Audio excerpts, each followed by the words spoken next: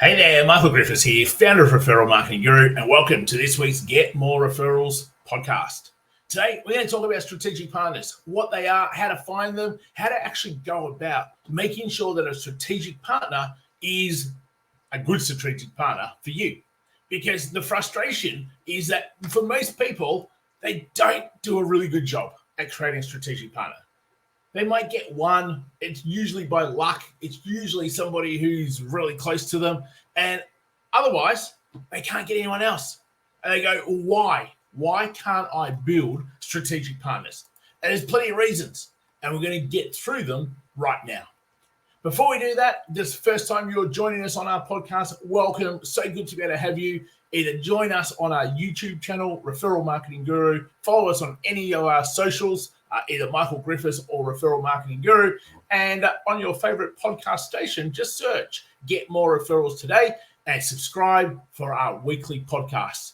Every single week, we're trying to help you grow your business through referrals, leveraging into other people's networks, being able to nurture in a way that gets prospects becoming clients faster than ever before. So strategic partners to me are probably the fastest way that anyone can grow a business, because you're leveraging directly into someone else's audience. So you've got to be able to pick the right sort of strategic partners. Who has your ideal clients? Who already has them all there? And it could be another business, it could be an association, it could be a group, but straight away, you should have the mindset and the thinking. And this is where most businesses don't, and they make it so hard for themselves. But the mindset and the thinking should be around who else has all the people that potentially could be my clients.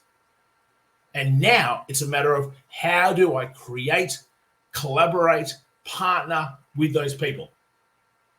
So there's a couple of things that I think shoot people in the foot in terms of creating strategic partners.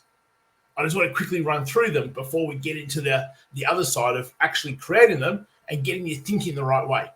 Like, I think the first thing that stops people from creating strategic partners is, well, what am I going to do with them? Or they've already got mapped out how they want that other person to be able to help them. And unfortunately, it doesn't work like that. You're not in control of the other person. You don't get to determine if the other person wants to do anything or not, let alone what they want to do.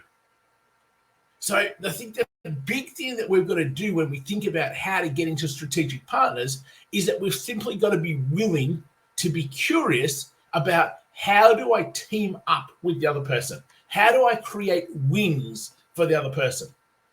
If you have that way of thinking, then all of a sudden strategic partners can be really beneficial and a lot of fun. Because the only reason that somebody wants to help you is because of the commonalities, the connection, the bond between you and them, because that's what builds trust. Okay? It's not about, I've got to offer them a commission, I've got to pay them something, I've got to reward them some way. No.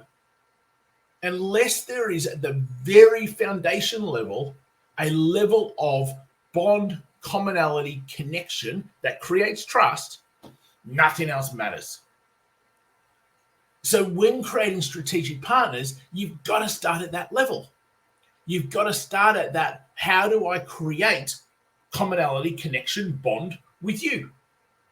And there's no faster way of being able to do that than actually trying to serve them.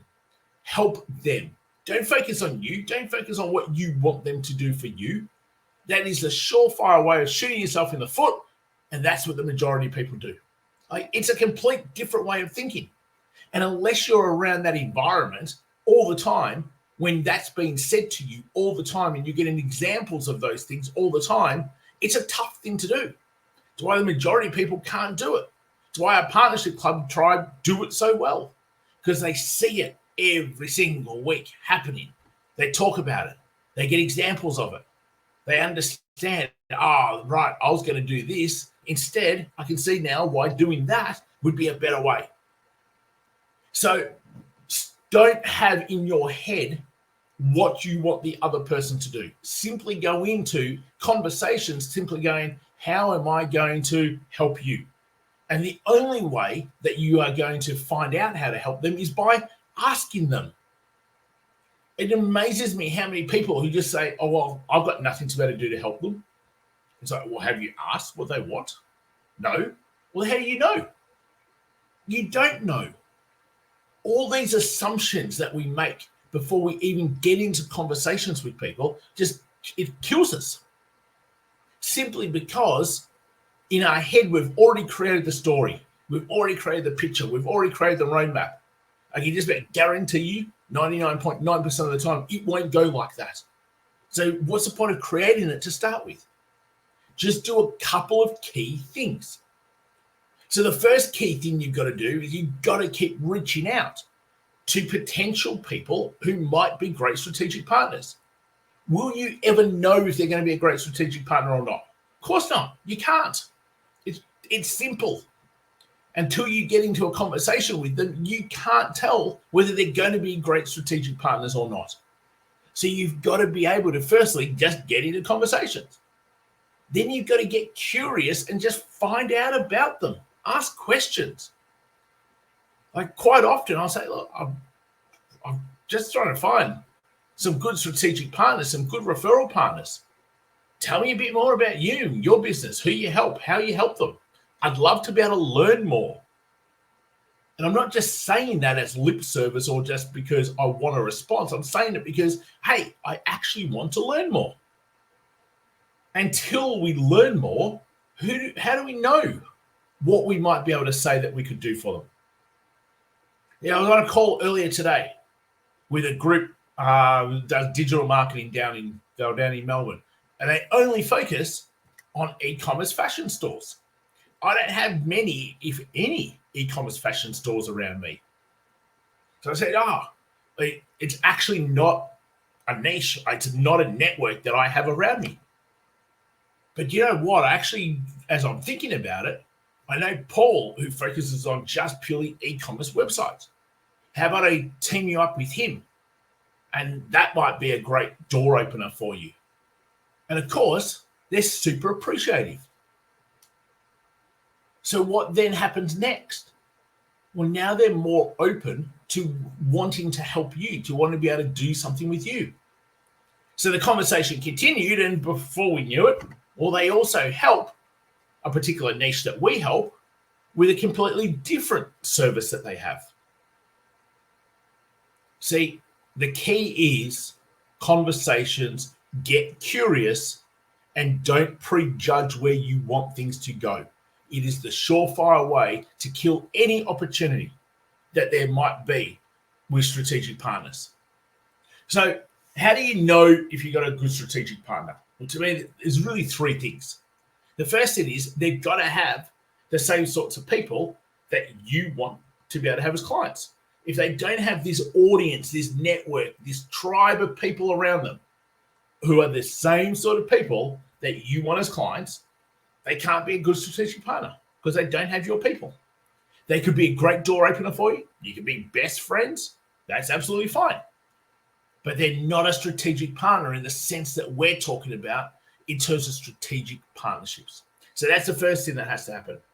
The second thing is that you have to want to be able to help them somehow.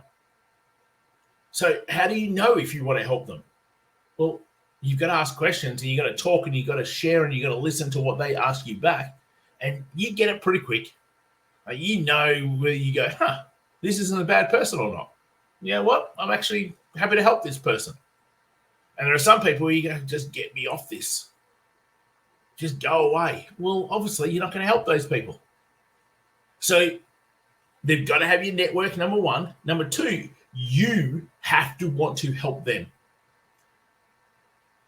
I think, let me just jump to a tangent and come back. I think one of the things, and I hear it regularly, and I get it, that it's a very cortex, logical, analytical way to think. It's like, well, if I say, how can I help you? I've now got to help them. Like, no, you don't. When you say to them, how can I help you? It now gives them a chance to say, oh, I'd love if you could do whatever. And whatever they say, you now decide, do I want to do that or not? You don't have to do it. there might not be a fit. It might not be a great thing for you to do for your people. It might not add any value to your people. So at any stage, you can just simply say, unfortunately, I actually can't help with that.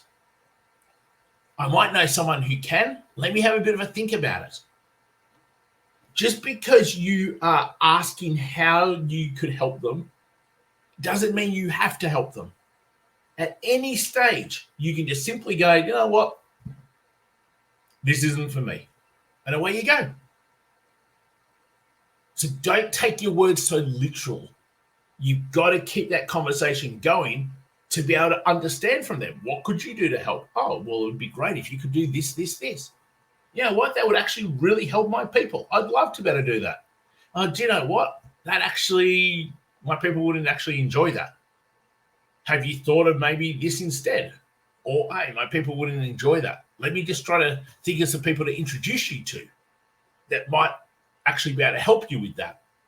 So there's so many different ways to be able to keep the conversation going.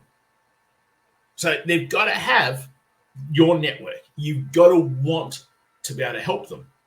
And the third one is, it feels easy with the communication and there is action. That's it. Those three things allows me to get good strategic partners. So what do I mean by the third one? It's got to feel easy and there's got to be action.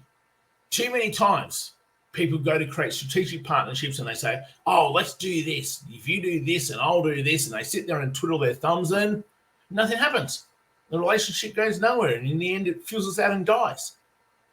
See, straight away, you've got to find one way to be able to help each other. And then if that works out really well, your relationship together has just gone to a deeper level. But unless you create a way to help each other, your relationship will sit there and you'll twiddle thumbs and nothing will ever happen. That's what we've got to be able to avoid. Okay? So ask lots of people every single day. It's like, well, this is what we do for our clients. We build them a strategic partner network for them to have conversations with potential strategic partners.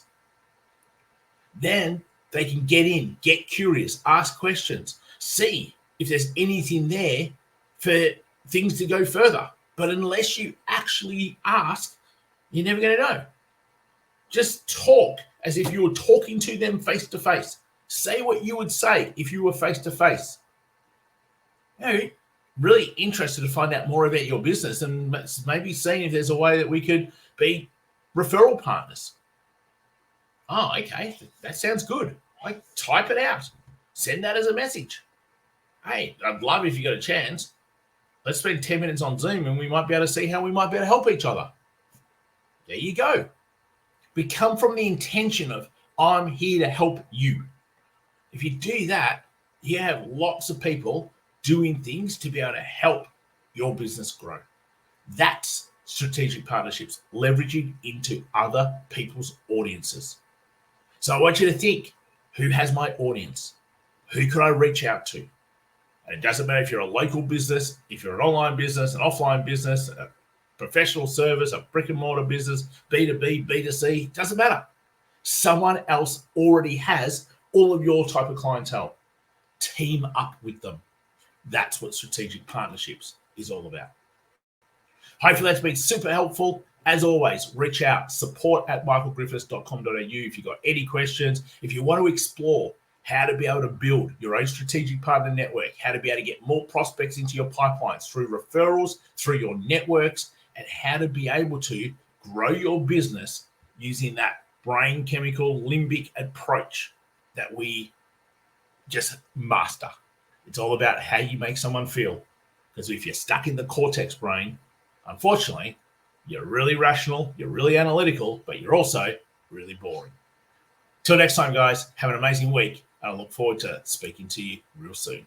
Take care, all.